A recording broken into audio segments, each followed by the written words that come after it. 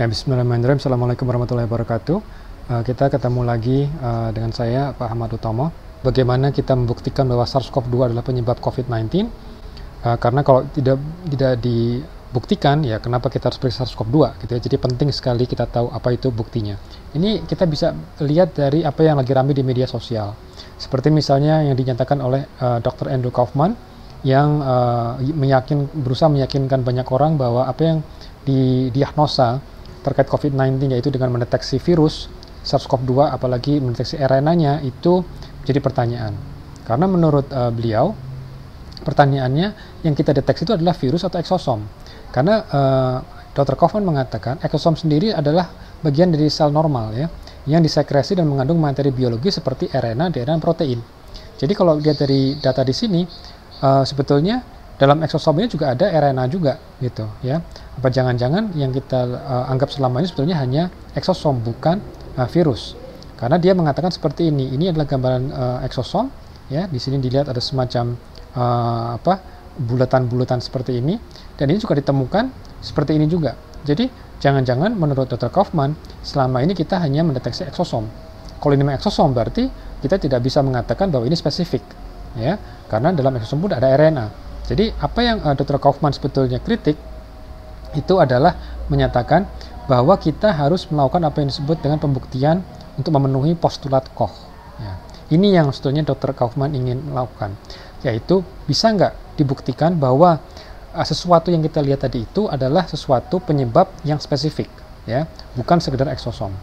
Nah, dari sini kita bisa melihat bahwa apa yang diminta sesuatu yang logis. Nah, postulat Koch sendiri sebetulnya sudah dibuktikan pada SARS, ya. Jadi ada eksperimen di mana akhirnya dinyatakan bahwa SARS telah memenuhi postulat Koch sehingga virus SARS-CoV adalah penyebab penyakit SARS.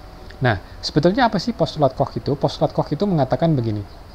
Apabila kita menemukan sekumpulan kambing gitu ya, dan apakah kambing itu disebabkan oleh sesuatu yang kita pikir penyebab penyakit, maka kita harus mampu dari kambing-kambing tadi itu bisa mengisolasi organismenya, ya, organismenya harus kita isolasi. Nah, sejauh ini kita bisa menemukan virus partikel atau kita pikir virus partikel dari pasien-pasien tadi itu. Tapi pertanyaannya, apa kita sudah melakukan yang ketiga, postulat yang ketiga, yaitu kita sudah injeksi ke binatang lain, ya, dalam hal ini bisa jadi manusia karena kalau ke manusia tidak etis. Nah, bisa nggak itu kita injeksi ke binatang lain dan bertanya apakah partikel yang tadi virus tadi itu betul-betul menimbulkan penyakit yang sama, ya, penyakit yang sama. Nah, sehingga dari penyakit tadi tersebut si binatang akhirnya bisa terisolir juga. Virus partikelnya identik dengan virus partikel yang pertama. Nah, jadi dari sini ini adalah satu rangkaian eksperimen yang perlu dilakukan untuk membuktikan bahwa ya sesuatu yang kita lihat tadi pada pasien tadi itu betul-betul adalah penyebab penyakit COVID-19. Lalu bagaimana strateginya? Nah, kita mau memastikan dulu apa yang kita ketahui.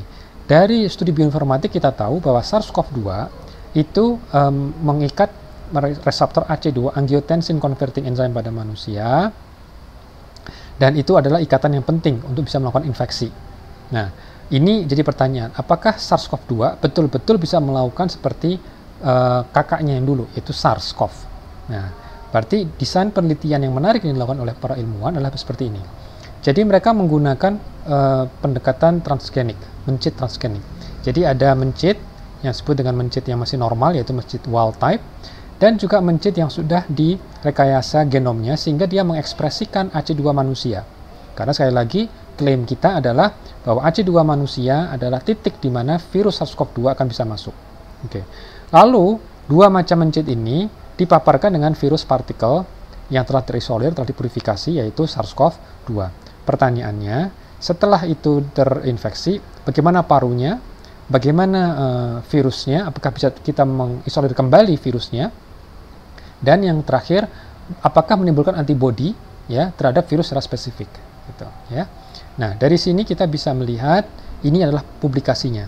Publikasi dari tim Cina, ya, dari Bao et al. Baru udah agak lama sebetulnya, dipublikasikan tanggal 7 Mei 2020. Oke. Lalu apa yang bisa kita lihat? Nah, ini menarik. Jadi di sini ada mencit yang disebut dengan wild type, jadi mencit normal. Ini adalah mencit yang telah diberikan transgenik AC2 manusia, juga belum terpapar. Jadi dua mencit ini paru-parunya tidak terpapar. Sedangkan yang dua terakhir adalah paru-paru dari mencit AC2 yang terpapar selama 3 hari, dan ini setelah 5 hari. Kita lihat perbandingannya. Jadi kalau ini tidak terpapar, inilah paru-paru yang sehat. Terpapar 3 hari, nampak sekali ada edema di sini, ada pembengkakan di paru, dan ketika 5 hari menjadi lebih parah.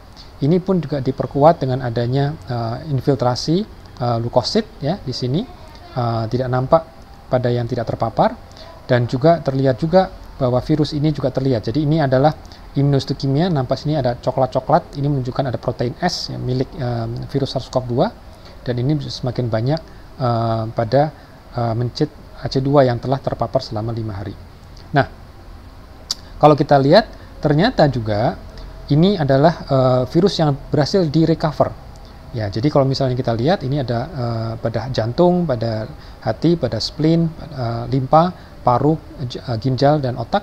Dan nampak sekali bahwa virusnya banyak sekali ditemukan pada paru. Sama seperti manusia, pernapasan. Dan ini menunjukkan juga ada dose respon. Jadi di sini ada 3 macam mencit. Yang warna hijau adalah mencit biasa. Yang kedua adalah mencit yang sudah mengekspresikan AC2 manusia. Yang ketiga di sini adalah mencit AC2 manusia yang diberikan SARS-CoV-2 setelah 1 hari.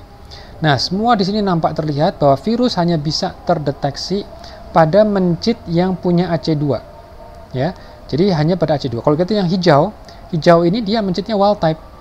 Ya, tapi bahkan sampai 7 hari pun tidak terdeteksi adanya replikasi virus. Ini menunjukkan sekali lagi suatu interaksi yang sangat spesifik. Jadi untuk bisa melakukan replikasi virus harus mengenali AC2 manusia.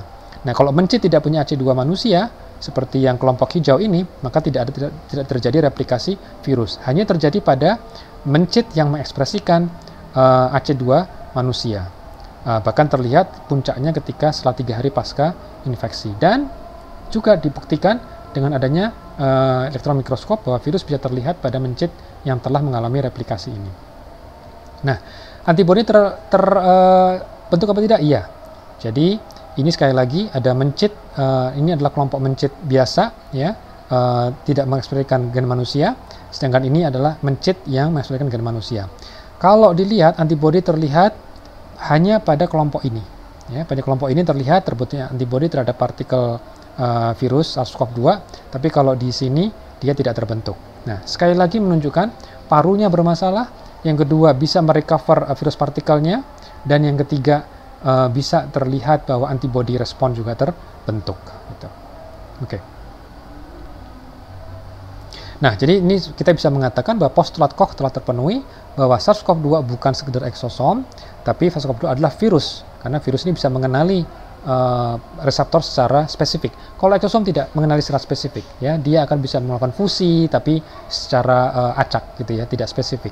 Sehingga kita bisa mengatakan bahwa SARS-CoV-2 adalah penyebab COVID-19 karena telah memenuhi postulat Koch. Dan penyakit ini terjadi setelah dahulu ikatan SARS-CoV-2 dengan AC2 manusia, maka wajar dan layak bahwa deteksi sekuen dari genetik SARS-CoV-2 bisa menjadi surrogate biomarker untuk penegakan diagnosis COVID-19 dan tidak perlu kultur sel untuk mendiagnosa keberadaan virus.